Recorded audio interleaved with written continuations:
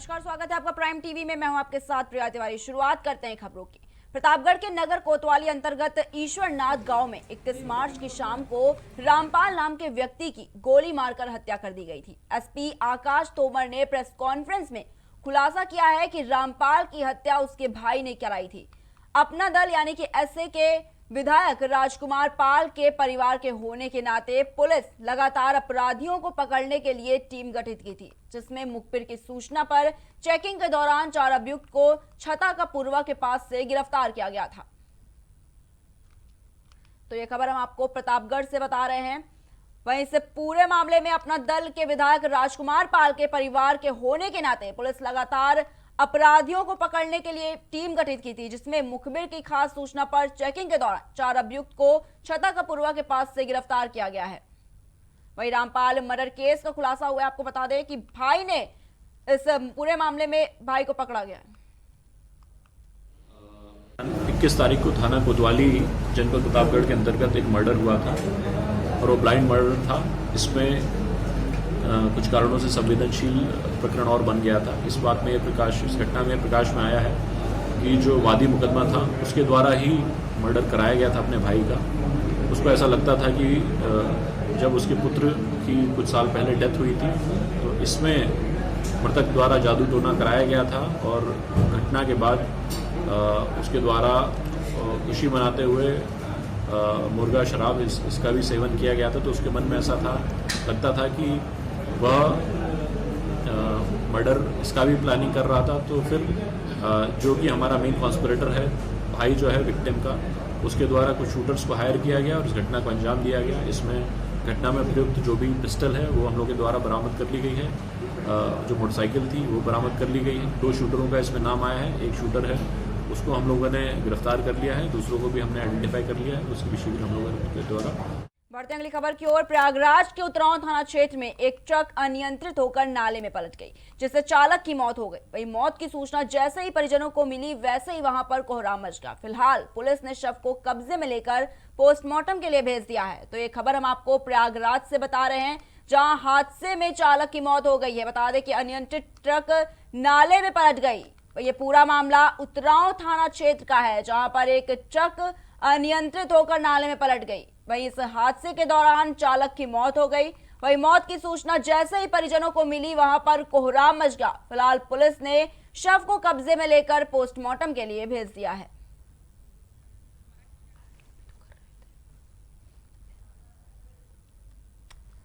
तो ये खबर हम आपको प्रयागराज से बता रहे हैं, जहां पर एक ट्रक अनियंत्रित होकर नाले में पलट गई। वहीं इस हादसे के दौरान चालक की मौत हो गई। आपको बता दें कि स्थानीय लोगों ने मामले की जानकारी पुलिस को दी, जिसके बाद पुलिस ने शव को पोस्टमार्टम के लिए भेज दिया है और मामले की जांच शुरू कर दी है। वहीं इस हादसे से चालक के परिजनों में कोहराम मच गया। तो ये खबर हम आपको प्रयागराज से बता रहे हैं, जहां पर एक ट्रक अनियंत्रित होकर नाले में पलट गई। इस हादसे में आपको बता दें कि ट्रक चालक की मौत हो गई है। स्थानीय लोगों ने मामले की जानकारी पुलिस को दी, जिसके बाद सूचना पर पहुंची पुलिस ने शव को कब्जे में लेकर पोस्टमार्टम के लिए भेज दिया है। वहीं इस हादसे से परिजनों में कोहराम मच गया। तो प्रयागराज से खबर हम आपको बता रहे हैं। रायबरेली में होली के त्योहार पर कोरोना का असर साफ दिखाई दिया, जहां हर बार इस त्योहार पर खासी भीड़ बाजारों में देखने को मिलती थी, वहीं अब की बार इतनी भीड़ बाजार में नहीं उमड़ी। लोग इस बार महंगे सामान को खरीदने से कतराते दिखाई दिए। तो त्योहार पर कोरोना की मार देखने को मिली है। तो ये रायबरेली से खबर बता रहे हैं कि जिस तरह से कोरोना का लगातार बढ़ रहा है, उसको देखते हुए बाजारों में खास भीड़ दिखाई नहीं दी। दुकानदारों का यह कहना था कि पिछले साल काफी भीड़ थी, लेकिन इस साल जो भीड़ है वो नहीं थी। रायबरेली से खबर हम आपको बता रहे हैं, त्योहार पर कोरोना की मार देखने को मिली है। बाजारों में कोई रौनक नहीं दिखी त्योहार के दौरान।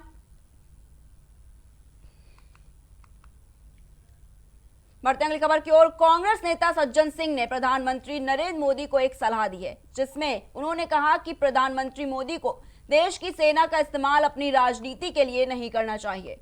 पूर्व मंत्री सज्जन सिंह वर्मा ने कहा कि मोदी को बांग्लादेश की जमीन पर जाकर यह समझ आना चाहिए कि पूर्व प्रधानमंत्री ने सर्जिकल स्ट्राइक क्यों की थी, लेकिन इसका दिखावा नहीं किया गया था।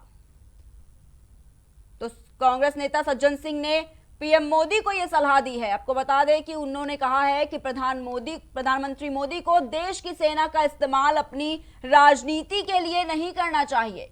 पूर्व मंत्री सज्जन सिंह वर्मा ने कहा है कि मोदी को बांग्लादेश की जमीन पर जाकर यह समझ आ जाना चाहिए कि पूर्व प्रधानमंत्री ने सर्जिकल स्ट्राइक क्यों की थी, लेकिन इसका दिखावा नहीं किया गया था।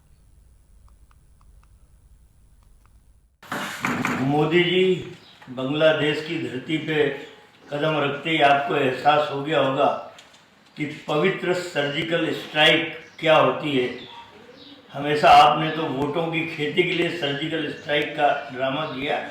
इंदिरा जी को याद आपको करना पड़ा। बांग्लादेश की धरती पे पैर रखते ही एहसास हो गया किस पवित्र उद्देश्य से पीड़ित मानवता की सेवा के लिए इंदिरा जी ने सर्जिकल स्ट्राइक की थी। इसका कभी प्रोपोगंडा नहीं किया। मेहरबानी करके कभी सेना को अपने वोटों के उपयोग के लिए। चिकित्सा शिक्षा मंत्री विश्वास कैलाश सारंग गांधी मेडिकल कॉलेज स्थित हमीदिया अस्पताल पहुंचे। उन्होंने वहां नई बिल्डिंग में उपलब्ध व्यवस्थाओं का निरीक्षण किया और कमियों को 2 दिन में चुस्त दुरुस्त करने के निर्देश दिए। उन्होंने कहा कि साफ सफाई व्यवस्था का विशेष ध्यान रखना जाए, साथ ही फायर और अन्य सुरक्षा के मद्देनजर मॉक ड्रिल कर लिया जाए। उन्होंने बिल्डिंग में एंट्री से लेकर लिफ्ट, लाइट आदि के संबंध में आवश्यक दिशा निर्देश संबंधी को दिए हैं। बता दें कि कमियों को दूर करने के निर्देश दिए गए अस्पताल में। ये खबर हम आपको भोपाल से बता रहे हैं। साथ ही बता दें कि उन्होंने बिल्डिंग में एंट्री से लेकर लिफ्ट, लाइट, इसके साथ ही कई और चीजों को संबंध में भी आवश्यक दिशा निर्देश संबंधितों को दिए हैं। साथ ही फायर और अन्य सुरक्षा के मद्देनजर मॉक ड्रिल कराए जाने के भी निर्देश दिए हैं। उन्होंने कहा है कि साफ सफाई व्यवस्था का विशेष ध्यान रखा जाए, साथ ही फायर और अन्य सुरक्षा के मद्देनजर मॉक ड्रिल लिया जाए। आज गांधी मेडिकल कॉलेज का निरीक्षण किया है। जिस प्रकार से कोविड के पेशेंट बढ़ रहे हैं तो हमने यहाँ पर एक्स्ट्रा बेड की व्यवस्था की है और जो नई बिल्डिंग बी ब्लॉक है उसमें आज मैंने निरीक्षण किया है। ऑल्दो ये बिल्डिंग अभी पूरी तरह से कंस्ट्रक्टेड नहीं है, कंस्ट्रक्शन का काम चल रहा है, तो भी हमने यहाँ पर टेम्परेरी कोविड की व्यवस्था की है और 120 बिस्तर तैयारी पूरी हो चुकी है। आज उसी की व्यवस्था में देखने आया था और ये निर्देश दिए हैं कि 2 दिन में इस पूरे 120 बिस्तर के इस वार्ड की एक मॉक ड्रिल होगी जिसमें सभी तरह से इस बात का आकलन किया। बढ़ते अगली खबर की ओर। मध्य प्रदेश के जावरा में भारतीय स्टेट बैंक ऑफ इंडिया और एक अन्य दुकान पर चोरी की घटना को अंजाम देने वाले चोर को पुलिस ने धर दबोचने में सफलता हासिल की है। पुलिस ने उक्त चोरों को पकड़ने के लिए एक प्लान बनाया था जिसमें उन्हें सफलता भी मिली। पुलिस को चोरों के पास से घटना में प्रयुक्त उपकरण 5000 नकदी जब्त बरामद हुई है। फिलहाल इस मामले में पुलिस ने कुल 2 आरोपियों को गिरफ्तार किया है, वहीं तीसरा अभी फरार है जिसकी तलाश पुलिस अभी कर रही है।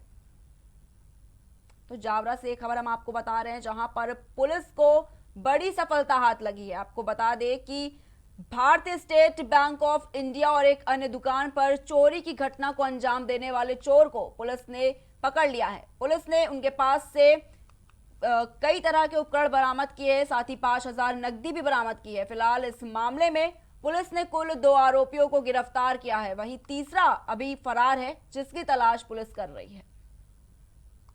पिछले कुछ दो एक महीने से शहर में चोरी की घटनाएं बहुत ज़्यादा घटित हो रही थी।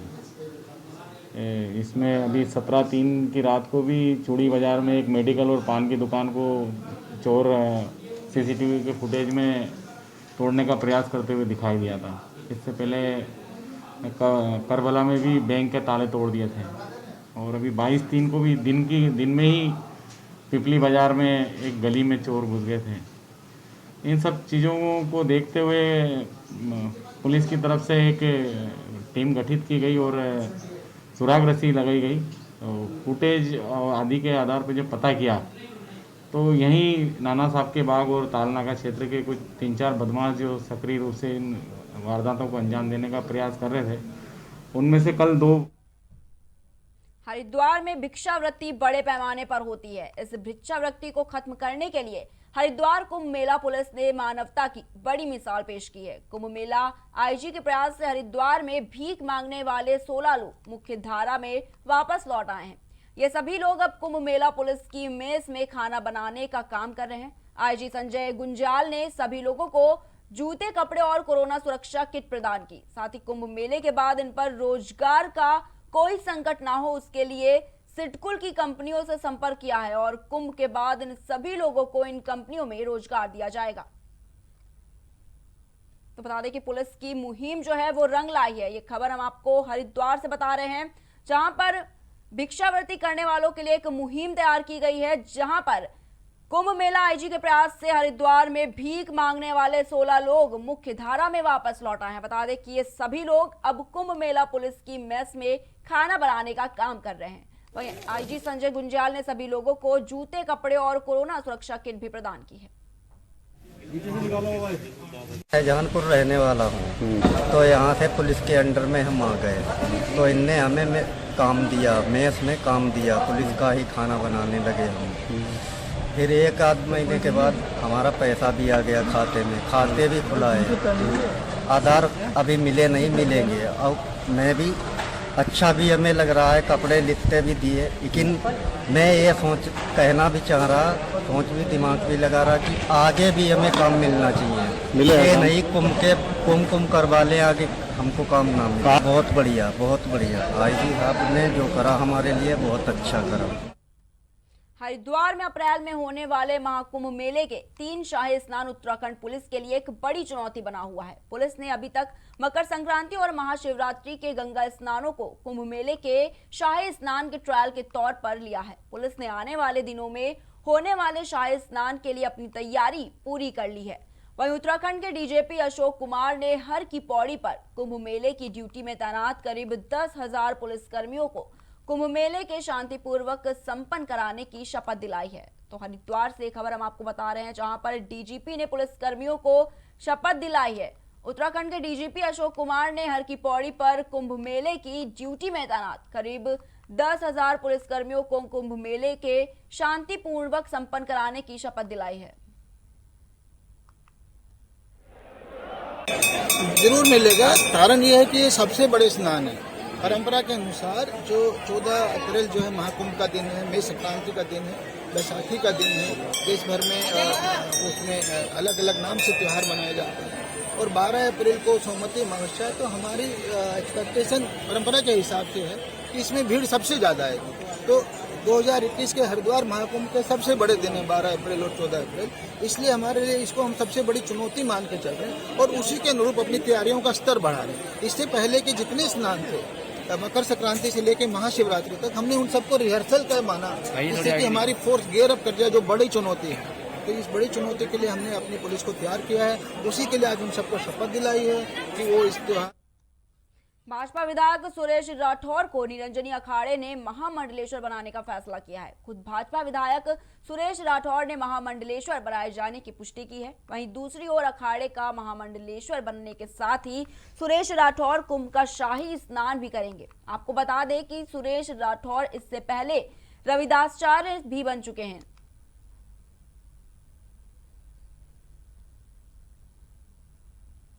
तो बता दें आपको कि भाजपा विधायक सुरेश राठौर को निरंजनी अखाड़े ने महामंडलेश्वर बनाने का फैसला किया है। आपको बता दें कि खुद भाजपा विधायक सुरेश राठौर ने महामंडलेश्वर बनाए जाने की पुष्टि की है। वहीं दूसरी ओर अखाड़े का महामंडलेश्वर बनने के साथ ही सुरेश राठौर कुंभ का शाही स्नान भी करेंगे। साथ ही सुरेश राठौर इससे पहले रविदासाचार्य भी बन चुके हैं। बढ़ते अगली खबर की ओर। रुड़की में मालवीय चौक किसान कामगार मोर्चा के कैंप कार्यालय पर होली मिलन कार्यक्रम किया गया है। कार्यक्रम संपन्न होने के बाद संगठन में काफी दिन से कार्य कर रहे अजय कुमार को किसान कामगार मोर्चा में नियुक्ति पत्र देकर जिला सचिव पद की जिम्मेदारी दी गई। अजय कुमार ने किसान कामगार मोर्चा चौधरी सुभाष नंबरदार का तहे दिल से धन्यवाद किया। वहीं चौधरी सुभाष नंबरदार ने होली मिलन कार्यक्रम में कहा कि यहाँ पर उपस्थित सभी लोग हमारे भाई हैं, चाहे वो हिंदू हो या मुस्लिम। उन्होंने कहा कि सभी लोगों को एक दूसरे के साथ मिलकर त्योहार मनाना चाहिए। बता दें कि इस समारोह में भाईचारे का संदेश दिया गया है। किसान कामगार मोर्चा का होली मिलन समारोह देख सकते हैं। आपकी रुड़की से खबर आपको बता रहे हैं, जहां पर यह बताया गया है कि चाहे हिंदू हो या मुस्लिम, सभी लोगों को एक दूसरे के साथ मिलकर त्योहार मनाना चाहिए। आज किसान कामगार मोर्चा प्रदेश अध्यक्ष उत्तराखंड चौधरी सुभाष नंबरदार के कार्यालय पर प्रोग्राम हुआ और उसमें मुझे जिला सचिव हरिद्वार की जो जिम्मेदारी दी गई पूर्ण किया है और मैं उस कार्य को तहे दिल और ईमानदारी के साथ करता रहूँगा और मैं तहे दिल से अध्यक्ष जी का वो धन्यवाद करता हूँ और जो इन्होंने मुझे जिम्मेदारी उसके लिए मैं ईमानदारी से कार्य करता रहूँगा और संगठन को मजबूत करूँगा।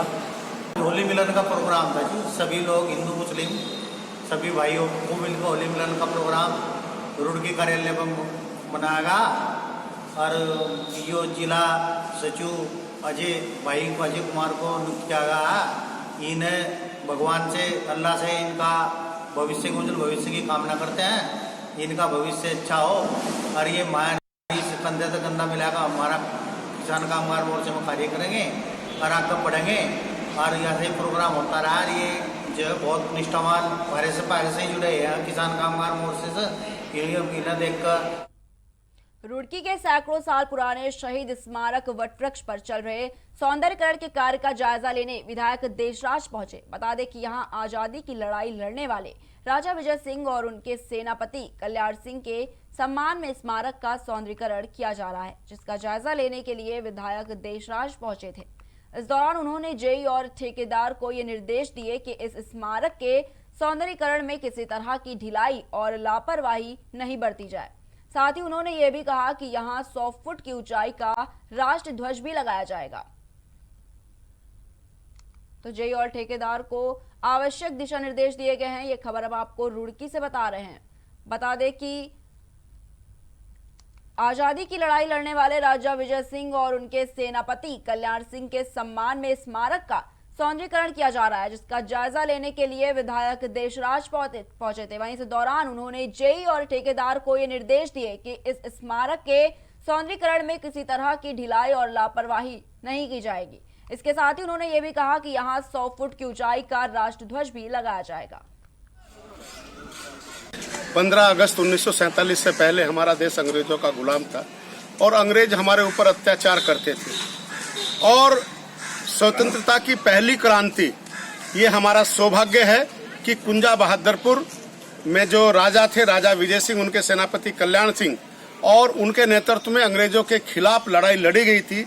वो प्रथम लड़ाई थी और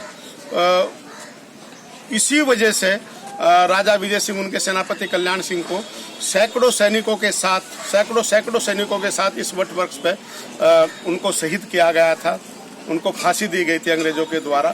और इसके सौंदर्यीकरण के लिए 2018 में मैंने माननीय मुख्यमंत्री जी झबरेड़ा आए थे तो मैंने घोषणा कराई थी और आज ये काम चल रहा है। इसके निरीक्षण के लिए मैं आज यहाँ पर आया था।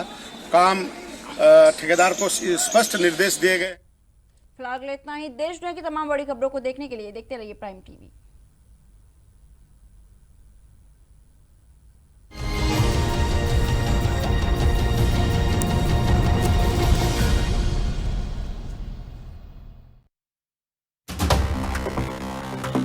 खबरों के अंदर की